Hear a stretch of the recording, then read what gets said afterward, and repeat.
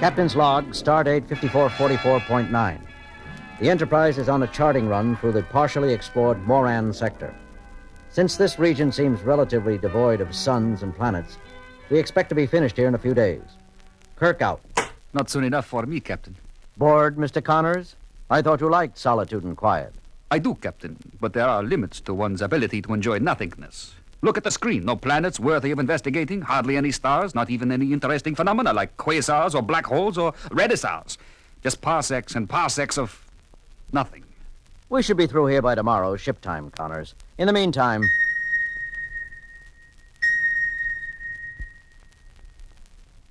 Lieutenant Uhura, Yes, Captain. aren't you going to acknowledge? Acknowledge what, Captain? Wasn't that an incoming communication? No, sir. I thought it came from the navigation console. Mr. Sulu. Not from here, sir. There, that's it. All systems neutral, Captain. It's not any of our instrumentation. What is it, Mr. Spock? I don't know, Captain. I've never heard anything quite like it. Commencing sensor scan.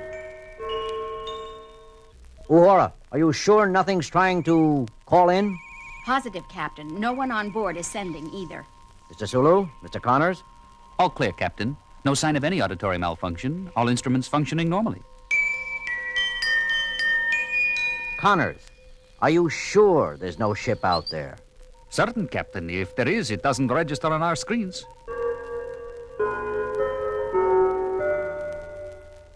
Mr. Spock, anything from the computer? Nothing definite, Captain. We appear to have encountered a previously unknown physical phenomenon. There are faint indications it is highly localized while remaining diffused. That's contradictory, Mr. Spock. Quite, Captain. The computer is equally confused.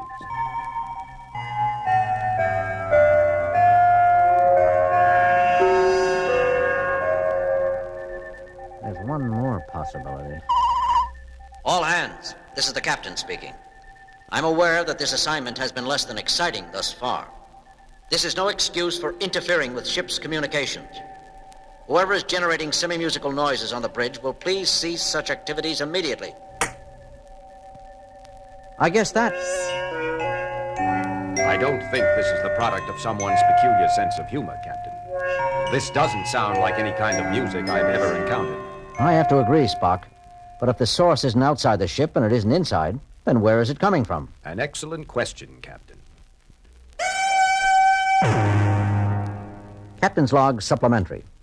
The mysterious music has been with us for 3 days now and gives indications of increasing rather than abating.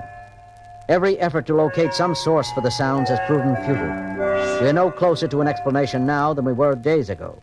I feel it incumbent on me to point out that if this keeps up, crew efficiency is bound to suffer. I'm aware of the problem, Mr. Spock. There doesn't seem to be any way to shut out the sound except by plugging one's ears. It's still hard to sleep, and we can't have everyone walking around with earplugs. I can't run this ship by sign language.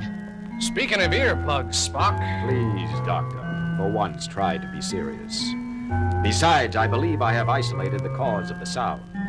If it's a natural phenomenon, it behaves in the most unexpected fashion, rising in certain sections of the ship while falling in others, as if it were moving bodily about. Oh, come on, Spock. There are definite modulations in the noise which suggest other than random origin. Some possess almost vocal undertones. I am left with only one hypothesis, that we are being visited by a being of pure sound. Pure sound, pure hogwash. The most ridiculous part of it is, I think you're right, Spock. I only wish there was some way we could tell it to shut up. It's driving me crazy, and it keeps getting louder. Do you think it's aware of us as intelligences, Bones? I don't know, Jim. It's an incredible theory, but as Spock says, nothing else seems to fit. I've already had some cases of people who can't get to sleep even with strong earplugs. I've got a solution to that, at least for the worst cases. What's that? Nurse Chapel is monitoring the shuttle. The influence of this noise doesn't extend beyond the ship. Once outside, people can sleep in peace again. But the shuttle will only hold so many, even in relays. We've got to find a way to turn it off. I might add, Captain, that we have no way of estimating the volume this creature can produce. It could conceivably drive everyone on board permanently deaf if not stopped. I might as well share the rest of the bad news with you. Lieutenant Uhura, tell them. You see, the deep space beam is useless, all channels. All I can get is static or variations on the central musical rhythm. We're cut off. I'm still keeping several channels open for incoming calls, however. Maybe someone will listen in and be able to tell we're in trouble. More likely, they'll just think we're having a heck of a party. That leaves us with only one choice. Somehow we're going to have to make contact with this thing. Tell it what it's doing. Make it understand. Spock, do you think it's capable of communicating? If so, Captain, it has not responded to any of the several attempts I've made. If it does comprehend, it is choosing to ignore our voices, codes, and screen signs I've displayed throughout the ship. Can't we fight back somehow, Spock? Fight pure sound, Doctor. How? We could overpower it with more sound. That might drive us insane or deaf faster than the creature. It might also anger it.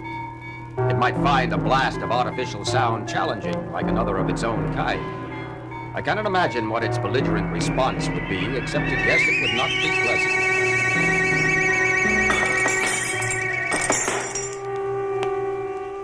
Everyone okay? That one hurt. All right here, Captain, but half the transparent facings on my instruments are gone. Damage reports coming in, Captain, from all over the ship. The danger is no longer theoretical, Captain. The creature appears able to reproduce any frequency it desires. Presumably, it is potentially capable of sonically destroying any substance on board. Whether it is doing this intentionally or inadvertently will not matter if it happens to hit upon the resonating factor of the human bone. We've got to make contact somehow. It may be trying to contact us, Jim. It's liable to end up killing us trying to contact us. There's got to be a way. Mr. Sulu? Mr. Connors? Where's Lieutenant Connors? He left a few minutes ago, Captain, during that painful burst of noise. Lieutenant Connors, you left your post without... What is that thing?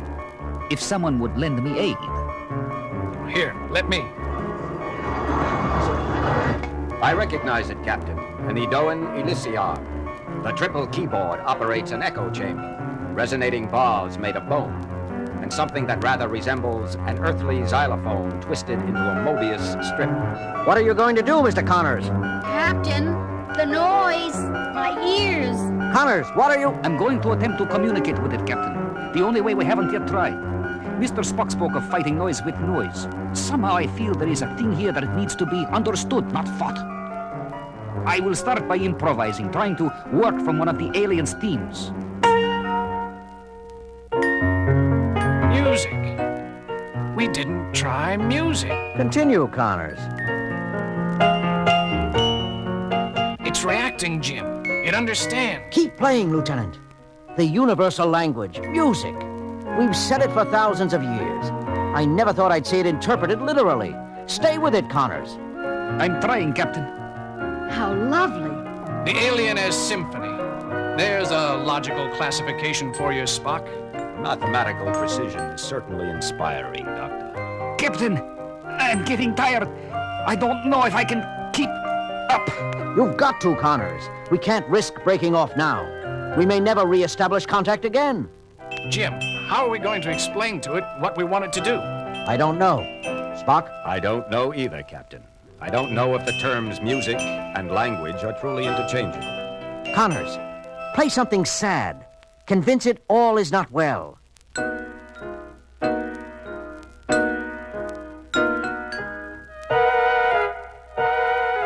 It may be working, Captain, if it only joins logic to its sounds. Emotion, you mean?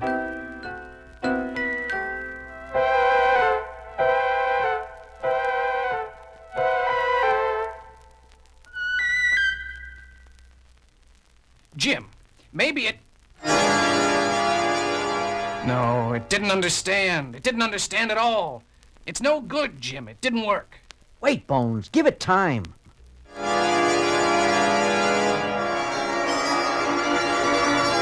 Connors!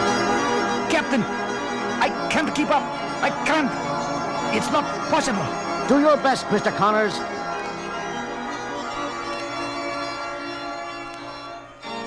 It's gone. It's finally gone. Gone where, Jim? Who knows, Bones? We don't know where it came from. We can't imagine where it goes. I hope it went away happy. Perhaps someday, when we understand a little more about how our own music affects us, we'll be ready to understand and communicate with creatures like it a little better. I heard a voice crying in the wilderness. What was that, Lieutenant? Nothing, sir. All channels appear clear now. Shall I contact the nearest Starfleet base? No, we don't appear to have sustained any serious damage. We'll finish this charting run as planned. Mr. Connors, thank you. My arms feel like two core-rings of a planetary center, Captain. But I believe I actually enjoyed it. I've never had such a fluid, responsive musical partner. Did you say something, Bones? Oh, I was just wondering, Jim. Do you think we'll ever find it again? I think so, Bones. When we're able to talk to it. I think it wanted to talk to us. It'll be back. Bones, have you ever listened to any violin concertos? I'm not much of a classical aficionado, Jim. There are times when that lone violin is up there, against all those other instruments, and they're quiet, and that one violin is the loneliest sound in the world. I think our visitor meant us no harm. It was just plain lonely. Mr. Connors, maintain course. Mr. Sulu, Mr. Spock, resume charting procedures.